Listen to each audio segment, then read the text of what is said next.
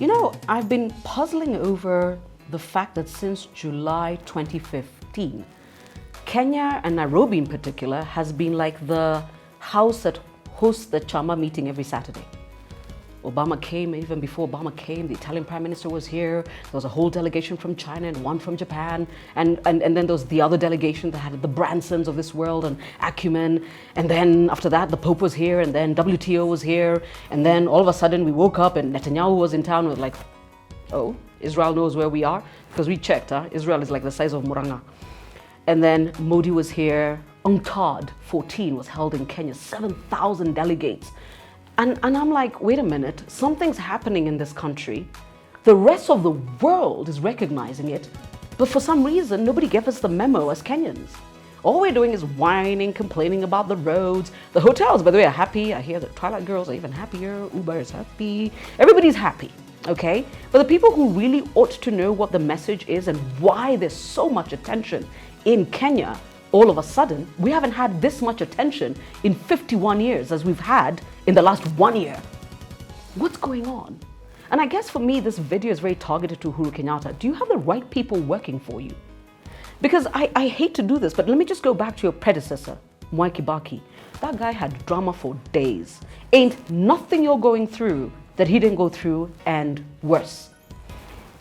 By the time Mwai Kibaki was in office, term 1, month 4-5, Edward Clare had already said they vomited on our shoes. Apparently the eating was out of control. So guys eating in your government, not news. David Miraria, Chris Murungaru, Kiraitu. I mean, the number of people you had to send home, some quietly, some publicly, is documented, okay? Mwai Kibaki also had to deal with the fact that he had a wife imposter. He had some Armenians in town. You know, as Kenyans, we didn't even know where Armenia was. Magarian. What the? He had to deal with that nonsense. He had to deal with, in his second term in office, half a government. He couldn't move. I mean, he had one hand tied behind his back. Yet, this is the thing about Kibaki. You've got to actually actively bring back the drama for people to remember, actually, the man was dealing with quite a bit. The man, for some reason, was constantly on message, on point. On message, on point. Roads, schools, constitution, and underlying all that, Vision 2030. I haven't heard about Vision 2030 since Uhuru became president. I haven't. I mean, it doesn't matter what was going on with Kibaki, certain things were consistent and we saw them. I mean, do you remember how much bitching we did when we found out the Chinese was building the roads? Kibaki, by the way, never blinked. He was like, when you're ready, we'll be here speaking Mandarin. And it was done. But I still think, wow, this is a man, and I'm speaking about Mwai Kibaki, who tried to give us a constitution after we whined about it in 2005, bananas and oranges. We rejected that thing to a man. He didn't go into a corner and sulk. No, in 2010 he said, let's try again. And by the way, please remember, we didn't even have a voters register. And this time we passed.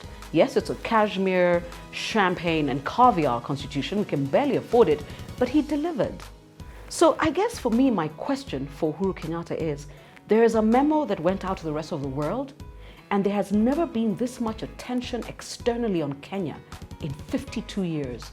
There's something you're doing right. Can we internally get the memo? Which brings me to my challenge. Do you have the right people working for you? Do you? Because Kibaki had slapping incidences, my friend. This guy couldn't catch a break on a given day. He had all manner of drama. All manner of drama.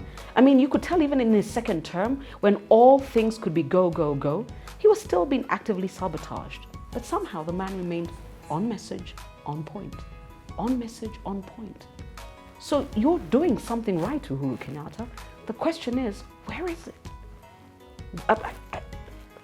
Do you have the right people articulating what we're doing? Because somehow the rest of the world can see it. You are without doubt, for some strange reason, Africa's designated statesman. You are. I mean, the amount of attention here, I don't even know, can we leave town for TICAD? Because from what I hear, T-card is 80 heads of state. Where? Where? Where? Uber. What? Me, I'm leaving town if I can. When is it? I won't be here. I'll tell you where I'll be. I won't be here for T-card. Subscribe. I'll tell you where I'll be. But Uhuru, once again, just back to the video message. On message, on point. On message, on point. There's nothing you've gone through in the last couple of years, including the terrorism. France has been hit thrice, dude. What's going on? Either nobody's articulating your message or you don't have the right people working for you. This is me. I kind of say what I like and then you guys have to deal. Subscribe.